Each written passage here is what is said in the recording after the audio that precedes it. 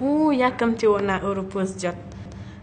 Matinale bay charge, rendez-vous sur rendez-vous. J'imagine. Mais est-ce que tu sais que tu auras beaucoup plus de responsabilités, surtout avec le départ de Kia? Heureusement que tu es là. On est une équipe, boy. Tape là. En parlant d'équipe, en fait, je tenais à m'excuser pour la dernière fois. Je veux pas te mêler à mes problèmes avec Pod. Eva, t'as même pas à t'excuser. J'avoue que ça m'a fait bizarre de vous voir comme ça. Edu, léegi Pod nii la mel. Il aime bien se donner en spectacle.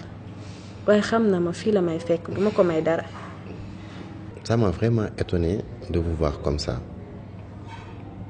te yéen ñaar waru leen demee nii quoi. Edu, Pod il m'a trompé, il m'a trahi. mu dem takk beneen jigéen sama ginnaaw léegi yow loolu noo koy woowee. C'est vrai que c'est dur. Metti na Eva. Et je te donne raison, tu as parfaitement raison. Mais yàgg Pod li leen boole séparé wu leen. Edu, léegi mag sama mag Pod suñu relation mënul cordial bay amical. Eva, est-ce que tu sais que yow ak Pod vous êtes condamnés à vous côtoyer? Est-ce que tu as pensé aux enfants? yaa ngi xalaat xale yi. ñoom laa ci gën a yërëm. Raison de plus pour nga jéem a toog waxtaan ak moom. Vous trouvez une solution. Edu mag Pod mënatuñu toog sax bay waxtaan loolu mënatul nekk moom rek na dem rek. D'accord. Mais au moins prends le temps d'y réfléchir. C'est une demande. maa la ko ñaan.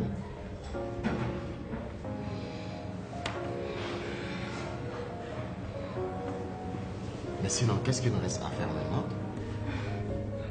yow kenn xam nga ni ñuy xaar liggéey bu bëri ngi suuf. Mais xam nga ne loolu moo neexal boîte bi. loolu moo neexal Phoenix liggéey bu bëri. C'est ça qui fait le charme de la boîte. Sinon, yow, par rapport à la dernière fois, ci débat bi, il y a une fille qui était avec Pod. C'est qui elle? Bizarrement, c'est la deuxième fois que tu me poses la même question. Non, sérieux. Ok. Elle s'appelle Oumou, c'est la petite sœur à Pod.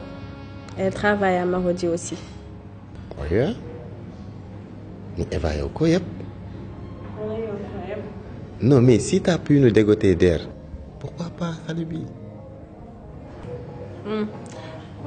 C'est une mode idée, lu mën a nekk la aussi. Non, franchement, kii buñ ko amee dina baax ci Phoenix. Badou wala yow.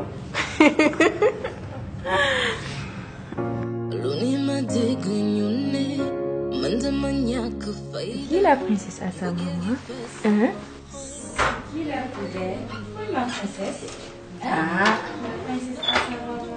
Hein? Ouais, C'est qui la princesse? Ouais. yaay seex waay. Ba jël. Ah. Ça va? Ça va? waaw moom sama jëkkër ji moom day nelaw rek. waaw gis nga dama koo sang léegi nii rek muy nelaw xam naa daa am pied metti. ah xam naa bu guddee di nga sonn de. ah déedéet sant yàlla rek. ah gis nga yàlla sunu borom de ay mbiram. fi nga jaar yépp ak li nga daj. tey ji nga ëmb mu nekk ay seex nga xam ne sant yàlla rek. dëgg la kañ sant yàlla rek. ndaxte ba ma ëmbee sax doon naa ko sentir waaye juste que dama amul woon certitude bi rek. mais gëmeewuma ko sax. ma lay ñaanal yàlla yal na la yàlla may wér ak njaboot gi sa seex yi. amiin amiin amiin ñu bokk lépp. waa Pod moom lu mu wax ci tudd mi. Pod de waxagu ci dara xanaa nga jëm ci waxtaan ak moom rek ba xam. waaw baax na dinaa ci wax ak moom. Marie li fi amoon démb wax dëgg yàlla bett na ma te xaaruma ko woon benn yoon ci yow mooy lu ma naqari lool nag. dëgg la kañ bàjjan dama meroon rek te it xol laa doon waxee loolu rek moo ma ci yóbbee. dëgg la waaye nag jeeg war ngaa mën a wax ak sa jëkkër ci sa biir néeg te sa baatu jóg te bul fàtte ni Pod sa kilifa la. dëgg la bàjjan maa ngi ciy tuub di jéggalu bu baax di la wax ni ko dootul amati ndax maa ngi koy rëccu teyit bu baax.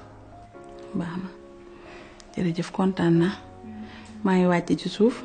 waaw d'accord man dama koy yeetal mu naraw rek su ko defee ñu ma wàcc ci suuf a ci defal caaw caaw bàjjan xool ko a ca kaay def dodo ah nga def dodo.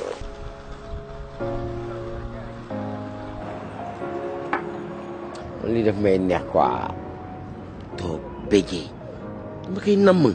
mais lii yaa xam na doon yàq. non xam rek ni kii am gën a xam ni mu demee la. yooyu noonu yëpp nekkatul si yow. yow jibul bàyyil wax bi quoi dégg sama xol la ma fees quoi.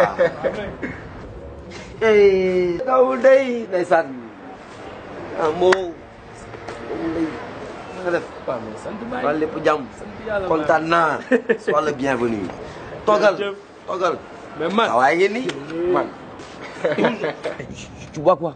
non nice wuu easy non vas-y quand même nice yow soo waxee champagne sax ma daj. tët ma leen fekk man est-ce que dérange wu ma. non pourtant sa wax la woon wax sax. waaw ah léegi nii maa ngi lay jëw billaay wallaay yaa bëgg sa bopp de. ñu jëw ñeneen ñi ñëw ba.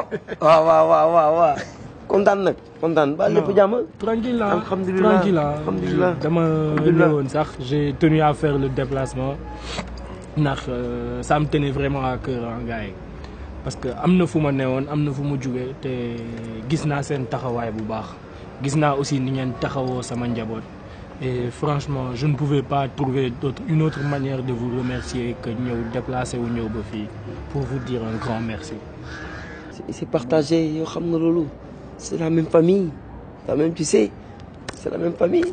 Ben moom sax si boppam amul pour remercier ñu tey jii étant des frères comme li ñuy wax nga nekk ci ay tolof ñun ñoo la war a mën a taxawu. gis nga lu ñu def tey jii suñu wareef la. lu ñu war la moo taxoon ñu def ko. te yaakaar naa ne tey jii gàcce bi moo nekkoon sa jabar am lu mu ñàkk lu mu bëgg te mënuñu ko jox. tey jii yaakaar naa ne à 100% elle a été satisfaite. alhamdulilah yàlla def na génn si jàmm donc ñoo bokk lii quoi ñoo bokk ndam bi. waay non soo yaram mi ngi daw sax waaye léegi dafa nañ fàtte lii moom moo ngi nii mooy li ma doon wax sànq rek maa ngi ko naan nañ ko gars yi ñu ñëw yaa ngi nii dëgg ma yëg c'est ça mais waxal rek on te sert à boire. c'est bon man damay ñëw dem sax là bon je suis en liberté provisoire et franchement aussi juste peut-être wax leen benn affaire ñaax leen ci benn affaire rek. waaw et c'est par rapport à la secte. ok. rassurez-vous nag c'est pas que dafa am lu ñuy xeex yi wala affaire demee noonu non juste que actuellement le dossier mu ngi ci loxo homme de loi yi ku si mel ni inspecteur Ndiaye ak agent Bass ñoom ñoo yor dossier boobu noonu mais juste que peut-être que dinañ ñu soxla pour ñu jàppale leen par rapport ak loolu noonu mais ñoom ñooy nekk au devant. compliqué ah man je te dis c'est-à-dire suñu problème yëpp c'est la secte ils sont trop puissants te tey. faut qu'on trouve le moyen de les déstabiliser moo tax loolu man dama ci ànd. est-ce que inspecteur yooyu noonu wóolu nga leen. y a ça aussi. gars yi ñooñu ñoo tax ma am liberté provisoire donc je suis obligé. mais il faudrait être très prudent hein. non t'inquiète. il faudrait être très prudent. en tout cas man kontaan naa quoi. doomu ndey moo naka la woon. oh Ben. fils. come. waaye yow toog teene jégalu boo léegi way wala nga xam loolu naan nag quoi ah fii sa kër la waxal ñu yónnee la maa ngi ñëw jégalu boy dama lu xees la bokk wala yow lu ko demee doo toog ma nuyoo boy yow yaa talay nuyoo dama nekk si ay mission wala bokk muy mission oui ma lan la am mineel ma action fu dëgër luy def nii mineel ma loolu ma nekk si job nii bàyyi raas boy dama nekk si mission wala bokk ante nga am dégg waaw nekkal ci jàmm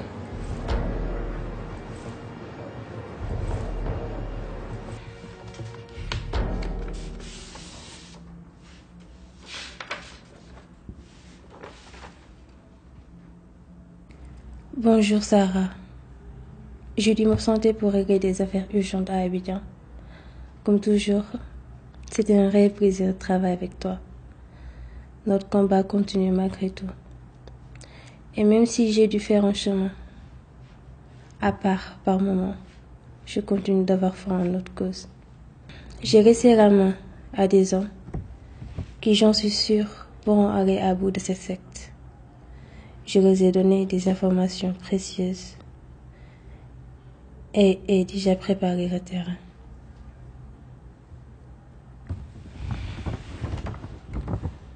D'ailleurs, j'ai découvert que Agbo a un enfant. Un garçon de 6 ans peut-être n'avait-il pas fait le sacrifice et a finalement des secrets pour sa chère fraternité. La réussite n'est plus trop loin. Prends soin du parrain.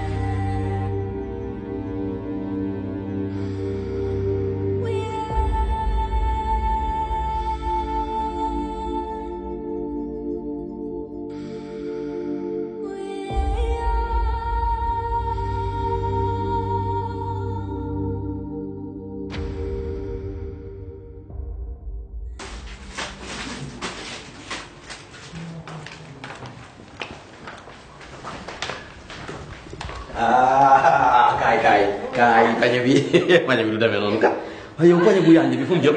tonton Tafa lii de pot laa koy yóbbul. ma yaakaar da nga koy jël pour waa kër gi. dama ko koy yóbbul pour mu ndekki xam nga moom bu nekkee si kër gi dañ koy teg ay stress. dugg si ay wax yu mu xamul te góor la te góor xamul yéen nii. dëgg la wallaahi. moo tax daal comme que bureau bi mooy jàmmam. bàyyi ma ko yóbbul foofu rek muy ndekki. gis nga yow cam maa bëgg gone ndar nii la gone ndar de jonge da nga koy judduwaale rek takk gone ndar moom kenn du ko réew. mais ma rek Nabou. ndar bi. waaw. naqaram bi yëpp maa koy fajal. jeex na.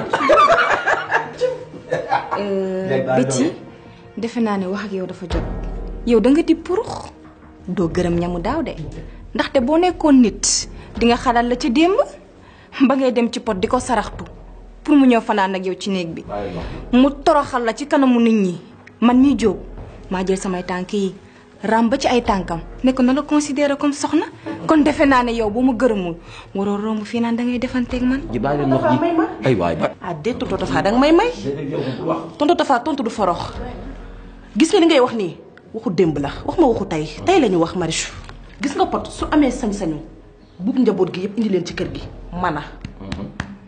yow nag danga di xale te fekkee ci defante nga may woo di nga xam ne maa la ko ëpp.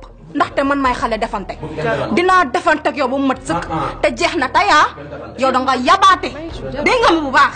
Marichou nay neex nañu defante ba mu saf. bu ko fi kenn defante jaru ko. may ma tonton Tafa gis nga yow loo ci bañu. jàpp la jéeri bañu ma ko ci. damaa bëgg yow nga tëj sa gémmiñ. noo ko sot nag. génnal ci man damaa bëgg nga génn ci man. yow dangaa ñàkk fayda ndax yow da nga war a ndamoo lu gor di ndamoo. yow sa jonge bureau la xaj ji yow di nga dem bureau ndax foofu nga xam foofu nga miin mooy sa chambre à coucher. jëkkëru jàmbur nga fekk ci biir bureau violé ko ba am fa li nga fay am yow dañ laa sarax donc indi la ci kër gi nga sëy si yow yaa war a régler te xam sa bopp. waa ndox man de defaruma sama ndaw pour ñu takkaat ma. allahumma salli ala sayyidina Muhammad wa sallam bal ba tàpp na pour la bàyyi leen xeex Nabou pour nga doomu jàmbur Nabou yaa ngi gaañ bàyyi leen xeex bi na pour nga doomu jàmbur bi yow waaye pour nga bàyyi leen xam moom yaa ngi yaa ngi jëm jàmbur Nabou pour nga doomu jàmbur bi bàyyi leen xeex bi bàyyi leen xeex bi.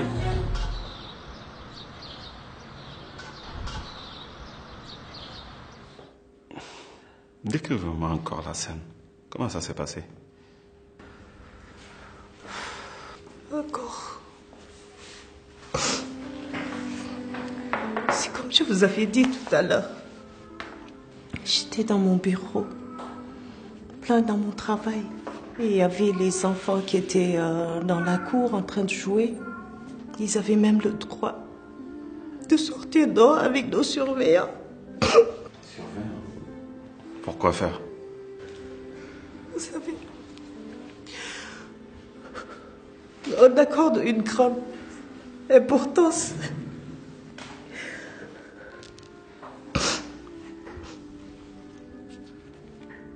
à la sécurité de nos enfants. Et ces lois, c'est vous qui l'avez instauré au niveau de l'orphelinat? C'est mon fils qui l'avait suggéré et c'était une bonne idée. Vous semblez particulièrement attaché à ce gosse. Je me trompe?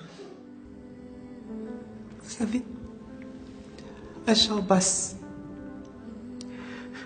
j'aime tous les enfants de cet orphelinat. Je les aime comme mes propres enfants. Et pour celui-ci, c'est mon petit-fils. Ton petit-fils? Vous êtes grand-mère? C'est mon fils qui me l'avait confié depuis qu'il est né. Êtes-vous mariée? Je veux dire, avez-vous un petit copain? C'est quoi le rapport? Ah ben, pour une grand-mère aussi pimpante que vous, je me suis dit peut-être qu'un grand-père s'est vu briser le cœur et il a voulu se venger en kidnappant le gosse. C'est une hypothèse aussi. Écoutez, monsieur Bass, agent Bass, je suis là pour une question très sérieuse. J'ai vraiment pas le temps pour cela. Et ça urge de trouver mon petit-fils. Vous voyez, je sais pas, vous avez des pistes, hein? Pensez-vous pouvoir le retrouver le plus rapidement possible? Écoutez, madame, ne vous en faites pas, votre fils sera retrouvé. Nous avons mis tous les moyens dessus. En fait, il y avait une question qui m'intrigue. La maman du gosse, elle est où? Malheureusement, elle est décédée en lui donnant naissance. Et ça. Mais qu'est-ce que fait son père dans la vie? Pourquoi il n'est pas présent dès les premières minutes lorsqu'on a kidnappé son fils? Il est très occupé. Il est dans les affaires. Les affaires? Des affaires qui l'empêchent de voler à son secours. C'est très intéressant, ça. En fait, vous croyez que son père a des ennemis dans les affaires pour qui ait kidnappé son enfant? Je pense pas, non. Je pense pas, non. Je pense pas. Vous savez, mon fils, il est très proche de nous. Moi, je n'ai plus d'autres questions. Tu dois oublier une chose. Le numéro de ton fils, vous l'avez? Savez-vous le joindre? Je n'ai jamais trouvé utile de le joindre. Il nous appelle toutes les semaines.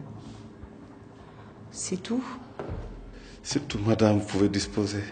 Mais vous sortez pas du territoire. Ça marche. Ok. À très très bientôt. Merci, au revoir.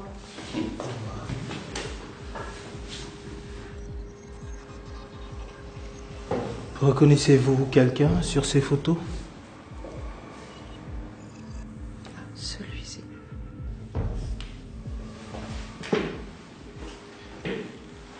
Attendez. Est-ce votre fils? Non. Madame, est-ce lui, Pierre? C'est pas mon fils. Une dernière chose. Votre fils est très proche de vous. Il vous appelle à chaque fois qu'il en a besoin. Et vous n'avez jamais pensé à enregistrer son numéro? Écoutez, je m'occupe d'une centaine d'enfants. Mon fils, il est assez grand. Au revoir.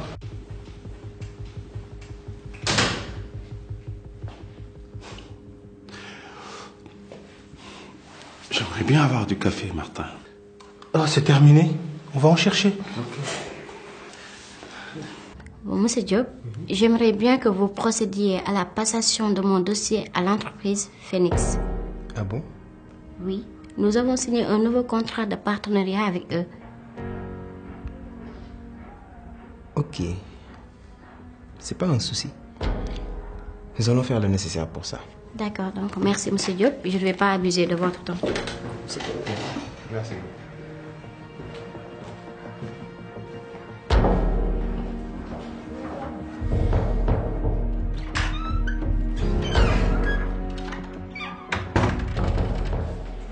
Papa madame Ndiaye ma gis mu génn fii léegi dafa bëgg ñu jëlaat dossier am xanaa.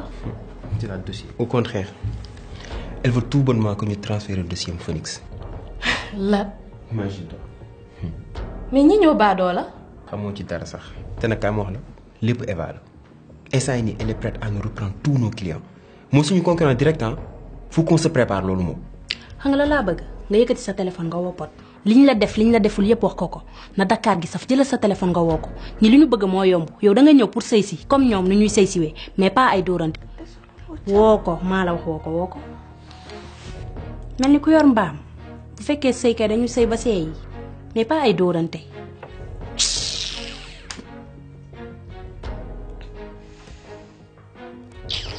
man amoo crédit sax man. amoo crédit envoyé la crédit par Orange Money waaye ay dóoree moom digaale wuñu ko ak kenn.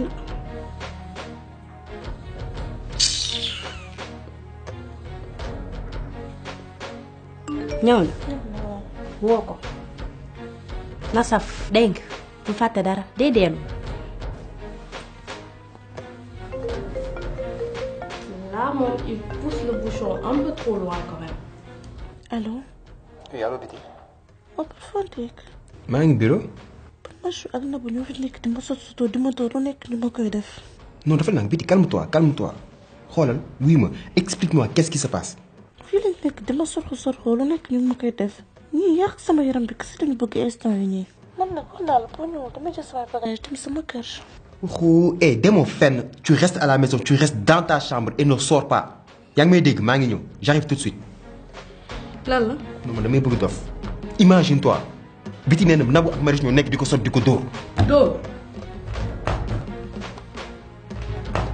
déedéet Pod defal ndànk yow xam nga ne loolu du jikkooy Marius xam nga ko bu baax. su ma àggee kër dinaa si xam dara. Pod. dañoo ma sama bu ñëwee dee deelul sa yaram bi melal ni dañ la dóor ba rey la. xam nga man dara safuma dara fekk. xam loolu xam naa ne Pod da la bëgg fase ko fase ñeneen ñi ci des lay def.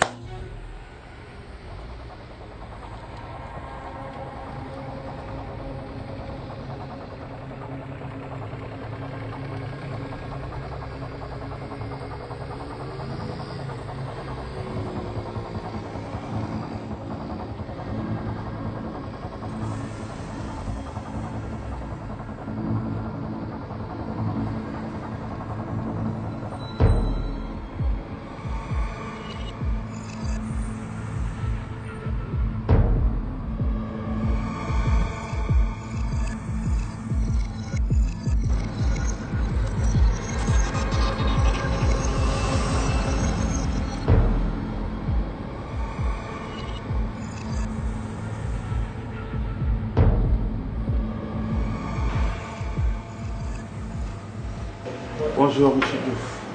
Bonjour. Vous allez bien? Toujours. Inspecteur Ndiaye.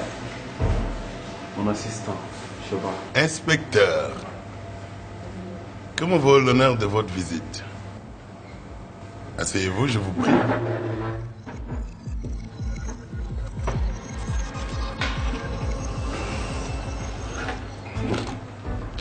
Le grand pétrolier.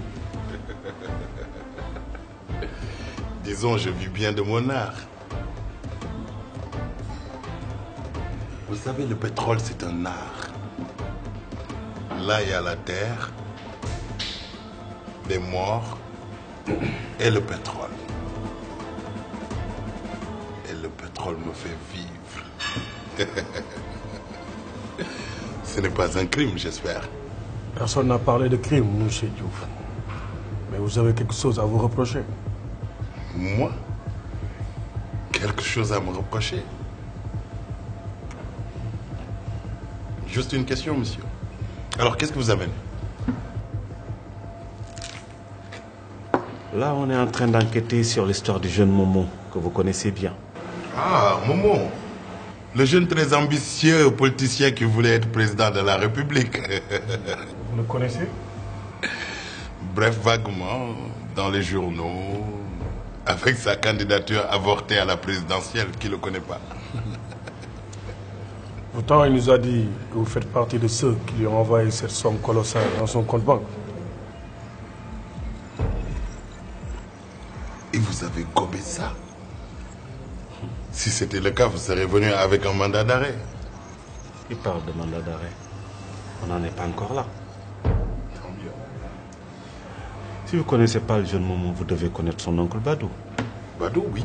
C'est une vieille connaissance. Une vieille connaissance. Mais on se voit très rarement. C'est pas ce que mes sources me révèlent, M. Diouf.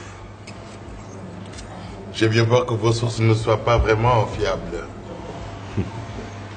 Fiables. Que pouvez-vous me dire de Badou? Pas grand-chose. Badou... Il est intelligent, il préfère se cacher derrière sa petite vie de famille. Et puis, écoutez, c'est pas à moi de faire votre boulot, quoi. En même temps, j'aimerais continuer ma soirée tranquille. Et seul. Ok, merci beaucoup, M. Diouf. Vous êtes en train de partir. Tant mieux. On se reverra bientôt, M. Diouf. On se reverra. Passez une bonne soirée. Bonne chance, inspecteur. Assistant inspecteur.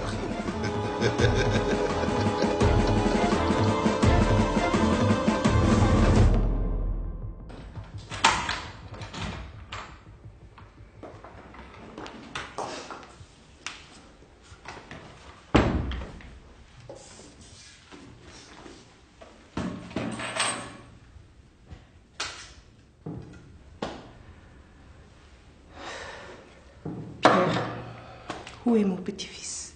Je viens de te poser une question, Pierre.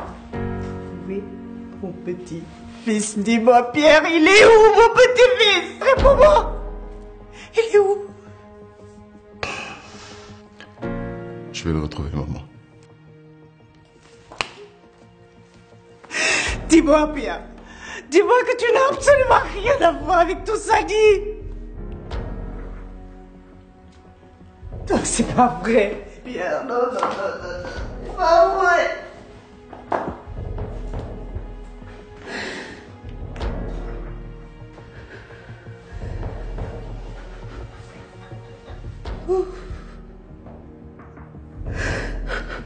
J'aimerais tout expliquer, maman. Mais le temps nous est compté à présent.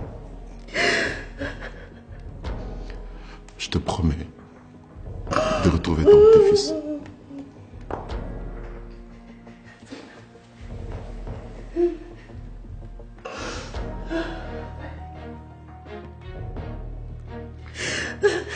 Et cet homme qui a enlevé mon enfant.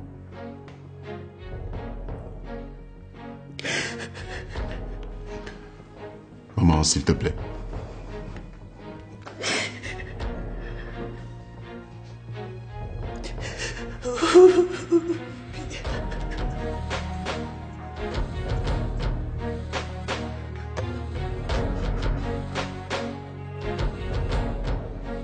Sors de chez moi.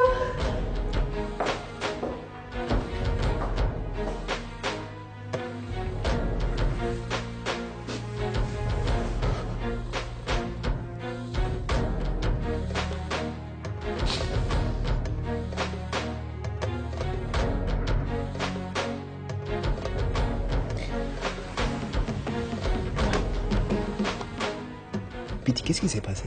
Marichou wax bii Betty fan la ko jëlee kan moo ko wax Betty lii man ak yow Max Pod ñun kese ñoo ko xam te ba xool naan nañ ko gas suul bu ko kenn yëg donc su génnee Pod moo ko wax Betty Marichou gis nga góori tey lii lu ñu suturaalal tey suba boo yow dégg ko si mbedd mi waaye Pod moom bett na ma torop. Mais quand même, ça va. Adja.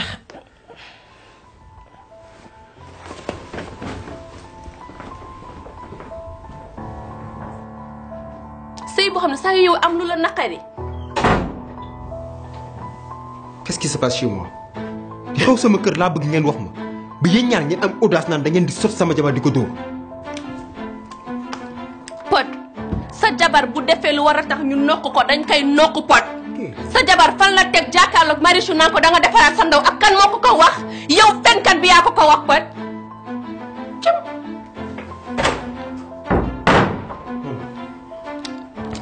man maa ñàkk jom ba di nanguwaat ngeen duggaat sama kër mais c'est terminé, ma décision est le plus. Tu dégages de chez moi. ko wax ñaar yoon ndax man maa doli seen kër gu bon gi nga xamante ni neex def fekkat bi nga doon bëgg jigéen wala tax ngay yàq sa jabar yow yow moom da nga ñàkk fay toogal di sëy sëy ba xëy rek dee man maa ngi dem sama yoon.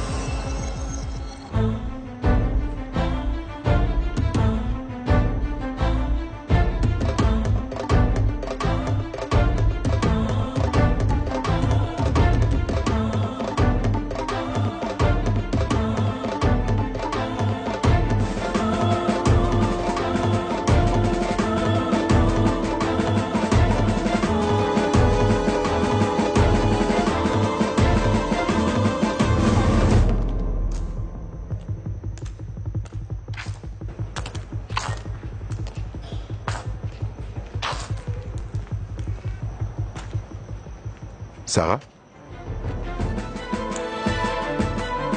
Pierre.